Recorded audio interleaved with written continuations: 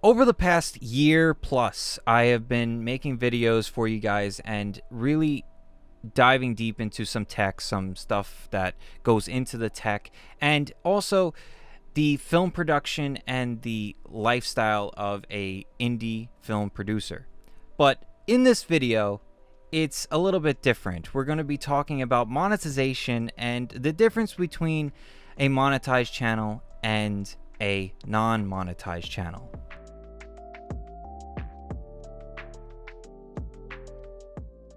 Welcome back to the Rebel Tech channel. I'm Justin, and in this video, of course, like I said, monetized channel versus non-monetized channel. And in this video, we have a guest right now. Chris, my buddy from Germany, is here with us, and we're going to talk about, in this video, we had a part one where we talked about the logistical side of it. Now we're going to talk about the creative side of things. And first up on our list is choosing topics for monetization. So Chris, when you're choosing a topic before you got monetized and when you got monetized, is there a difference or is it just a streamlined thing? You explain it to me how you went through it. I would say for me the process was at some points different than others, because one, it took a whole bunch of time to get monetized, in my case about a 3-year period, and at times I was making to grow toward the monetization mark of 1,000 subscribers and 4,000 watch hours, and at other times I didn't really care so much and I just published videos as I went along, some of those travel vlogs and stuff like that, for example. But the more technical things, the more researched or keyword analyzed stuff, that kind of like was something that was geared toward gaining subscribers, gaining a certain audience, building a community of people. And as I've noticed is, like, as I've grown toward the 1,000 subscriber mark, and even now after that, I noticed more and more that I am thinking more about the topic of, like, will this be valuable for people to view, but also will it help the channel grow? Will these videos actually reach people?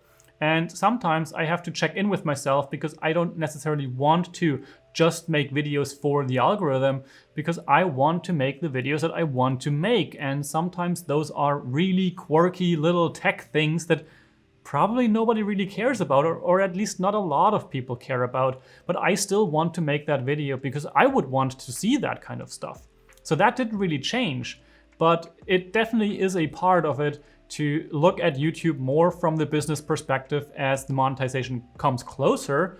And then of course also after that, if you are going to go the route of trying to become completely sustained from the YouTube income.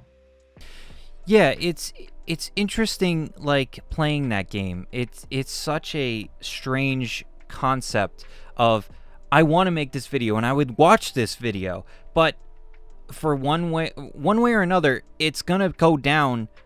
It's gonna come down to the YouTube algorithm putting it out to people, because if it doesn't reach people, it doesn't really matter. It's not gonna be watched, and I don't want to say it's a waste of time, because anything that you make is a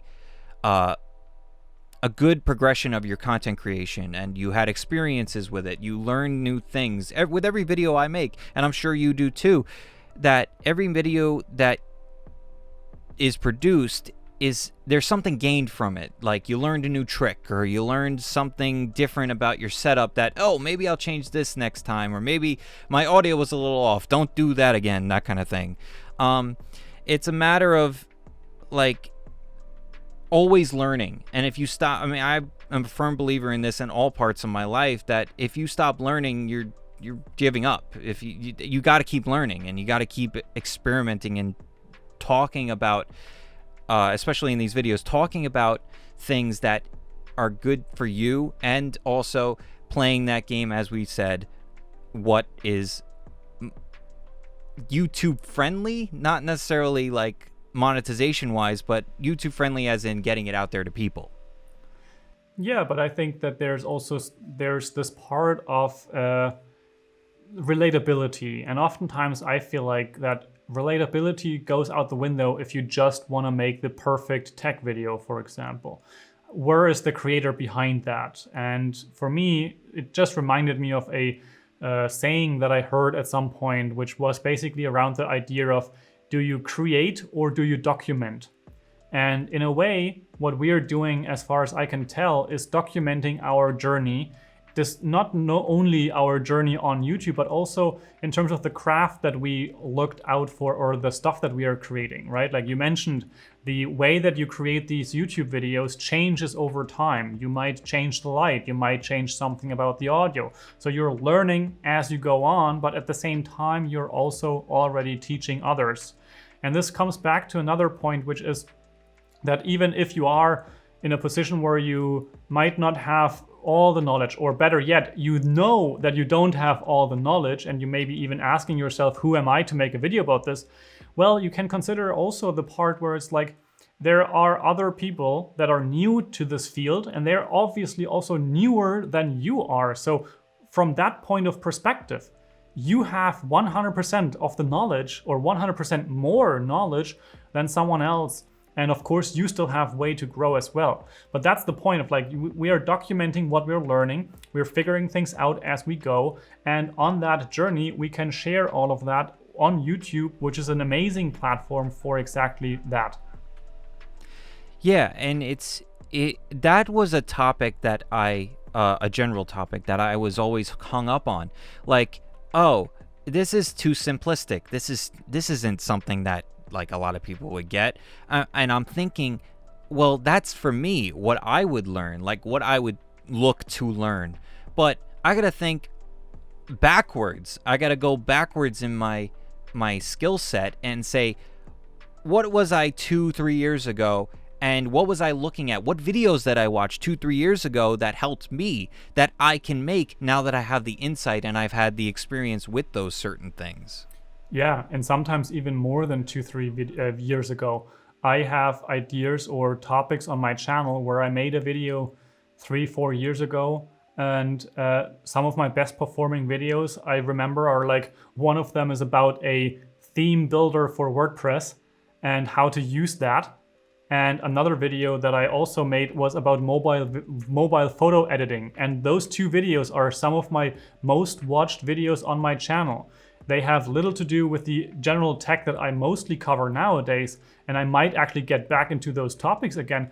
But the point that I'm trying to make here is the topics in those videos were knowledge that I already had probably like 10 years ago. So there's always this like situation where you have to think like I don't know, not to hate on grandparents, but like grandparents don't know much about computers, or at least mine don't. And so that's like the starting point where you theoretically can start making videos about, right? Like the bar is very low, and then you can grow from there, but you can of course cover stuff for all kinds of people in all kinds of different areas. And as I've mentioned, the monetization aspect doesn't necessarily change something. However, it does have an impact on the possibilities that you can attach to that, right? Like you can spend more time on making videos if you have the monetization and you have affiliate income and stuff like that, because then you can make those videos better. You can actually dedicate time to it. It's not just a hobby. You can have like reason to make these things better. And as community grows, which maybe also a part we talk about, it's also something where you can feel related or connected to the people that you're actually making the videos for, which I think is a really huge part of it as well.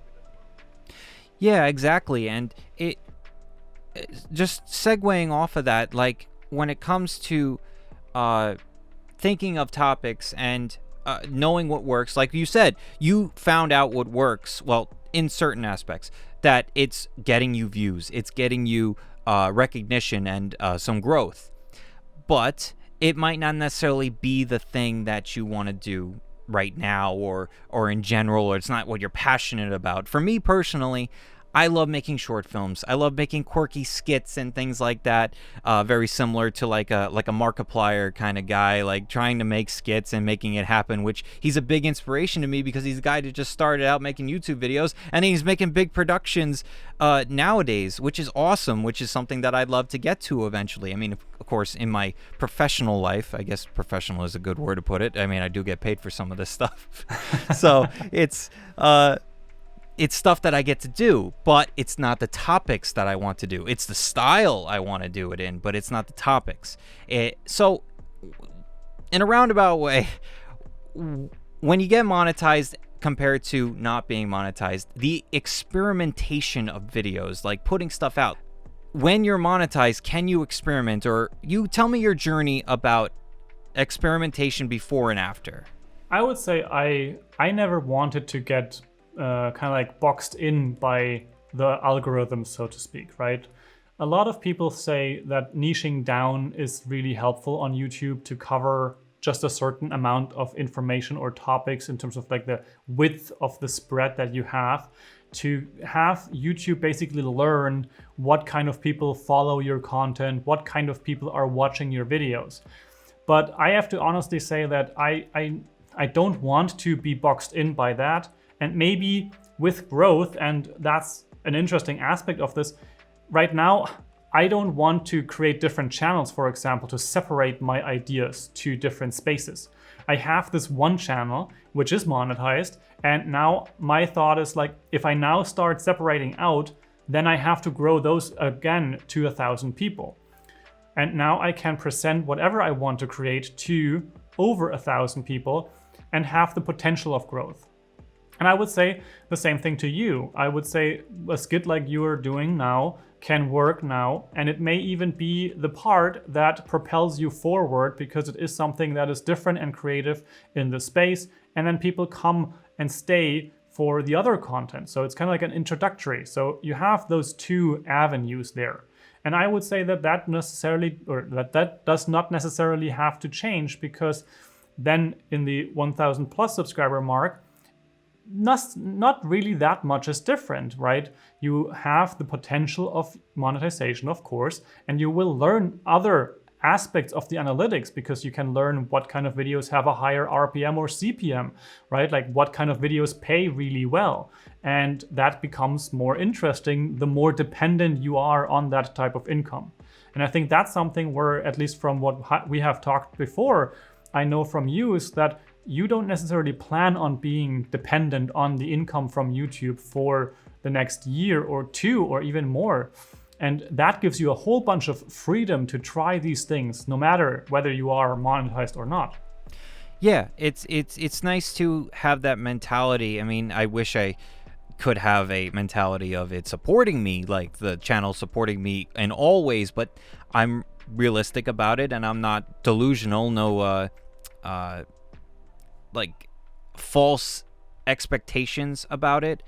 I know where I'm at, and I am self-aware, so I know I got to get a regular job until hopefully one day this channel can support me and my life and everything like that. But until that day comes, I have to treat it as a hobby, and maybe even the hobby brings me some cash in the process.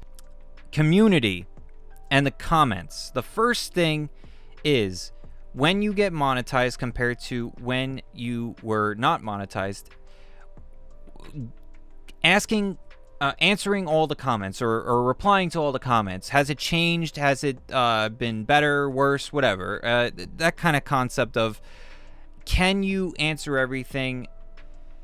Were you able to answer everything before, and are you still able to answer everything now if you're able to? I'm currently able to do that. It's in a place where I would say I started to get more comments now, or for the last year about, let's say. It's a continuous growth, kind of similar to the growth of the channel in general, and it's not overwhelming yet. And maybe that's because of not getting that many views. I don't know if 60,000 views is a lot, or depending on how I look at it, how many comments I get for that in terms of the ratio. Maybe other people get more comments, maybe they're more controversial, whatever, I don't know. For me, I am able to continuously reply to everything. I started to more so batch process it, so I'm not constantly in the comment section, simply because it takes away from the production of new videos or the programming of new services and stuff like that, where I have to really keep myself focused on that thing instead of being all over the place. So that's something that started later on. In the beginning, it was more so like I was happy about every single comment.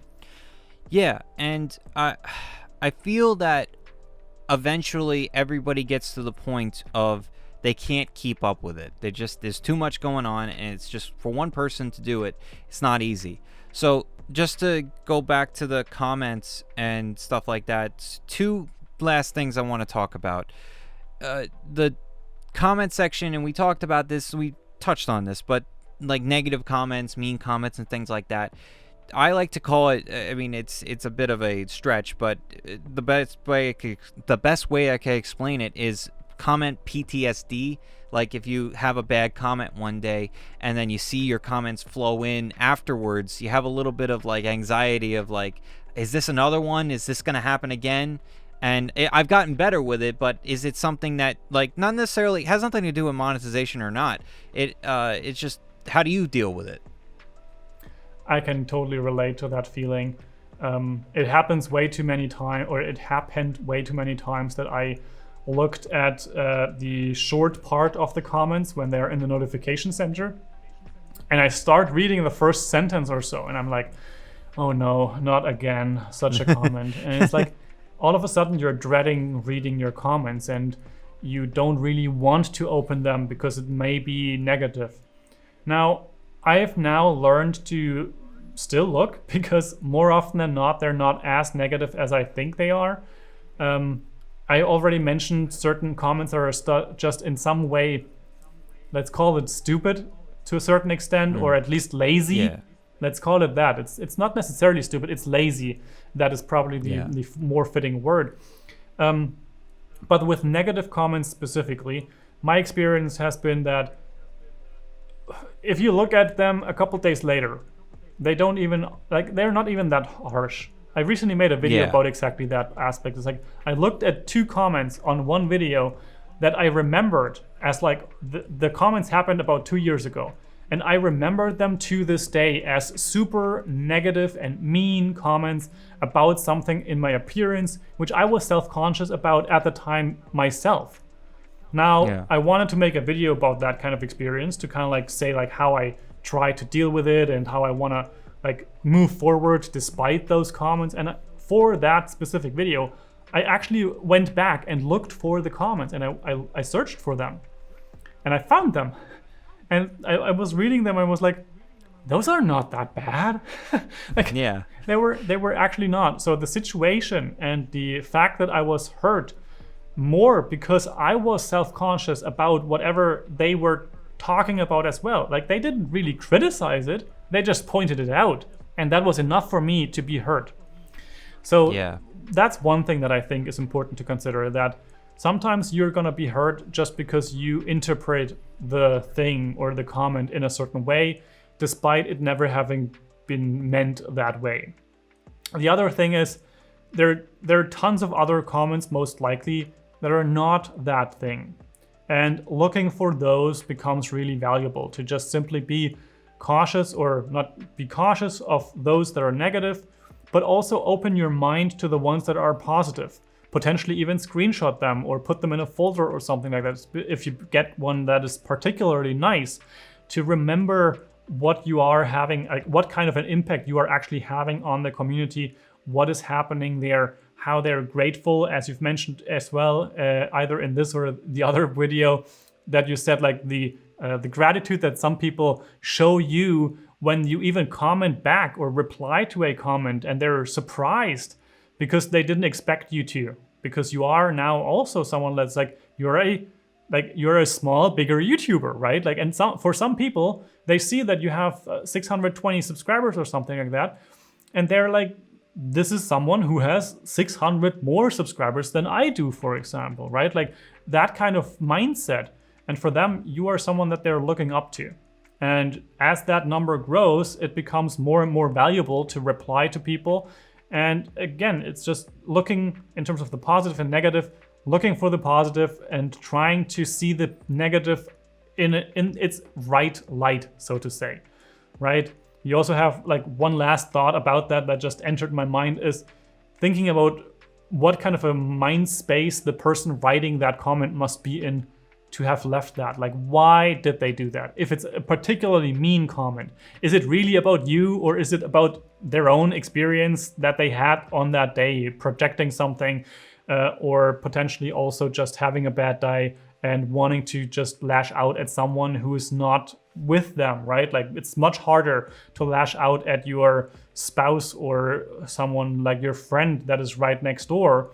And instead you can just be angry with someone that is on an internet video that has no connection to you whatsoever, but still feels it if they read it, right? Like, so as the person writing it, you might want to be cautious about that and think about how things are being received in how you write things. But as the person receiving, also just think about what kind of a space of mind the person writing the comment might have been in when it's a particularly negative one, or also reframing it or re-looking at it a couple days later to see whether or not it actually was that negative. Yeah, absolutely. It's all about perspective, and you take a couple of days and to take it in and understand it.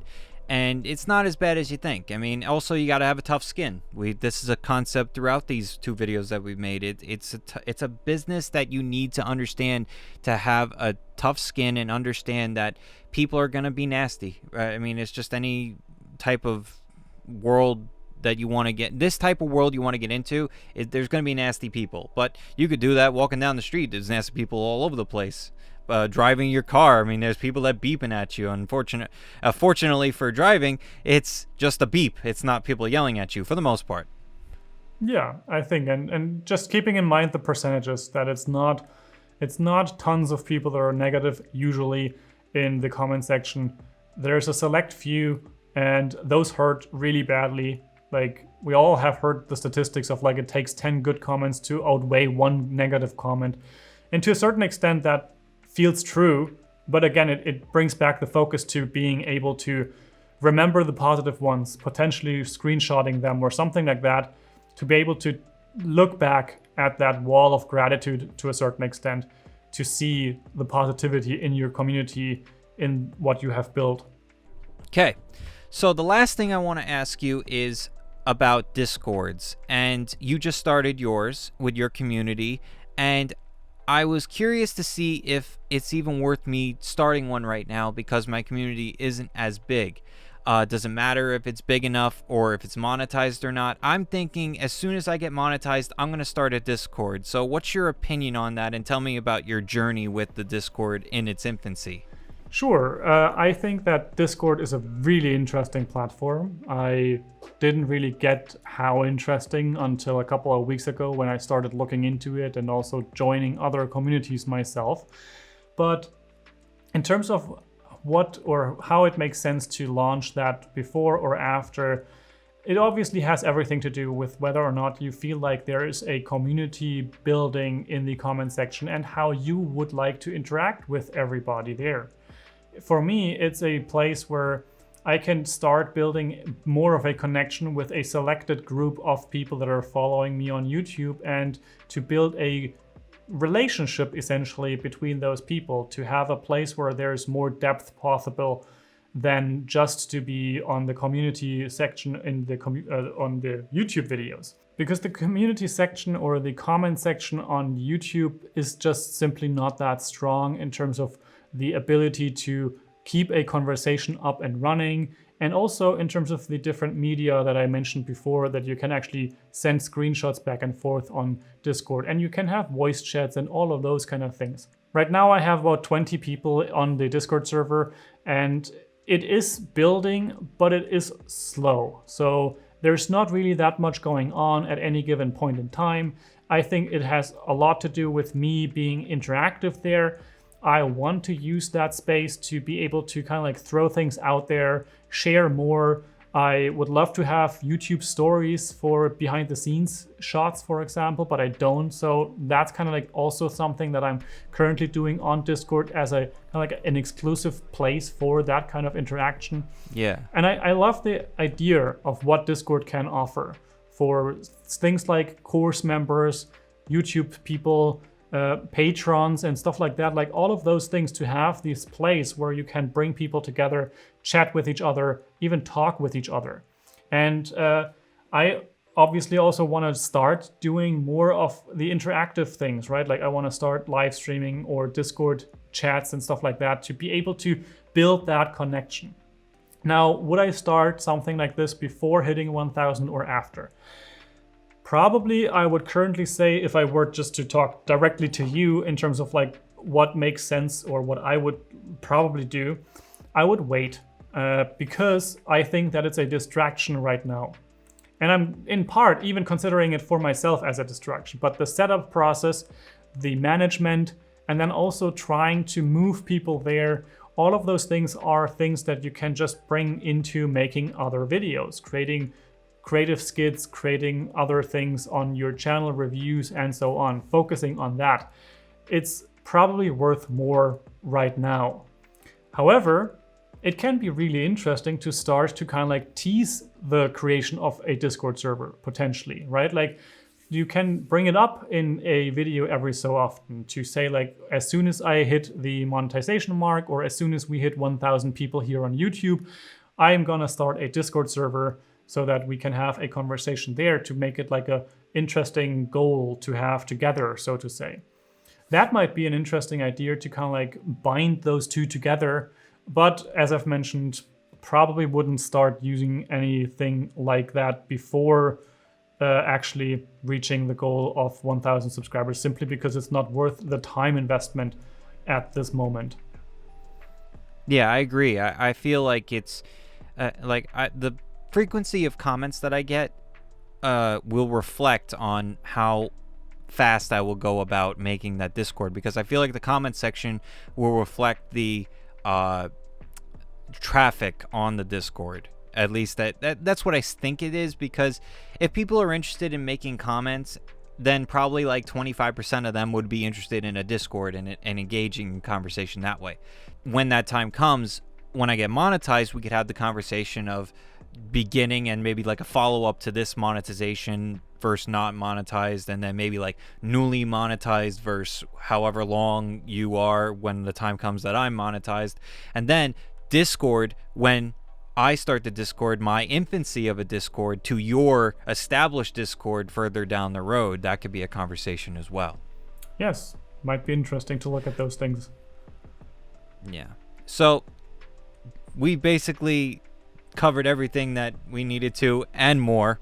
And yeah, so it's been fun having this conversation. I really enjoy this. I look forward to future collaborations. This has been really fun. And if you guys have any comments, questions, you could leave it down in the comments section. You could leave it on Chris's channel as well. Go check out his channel.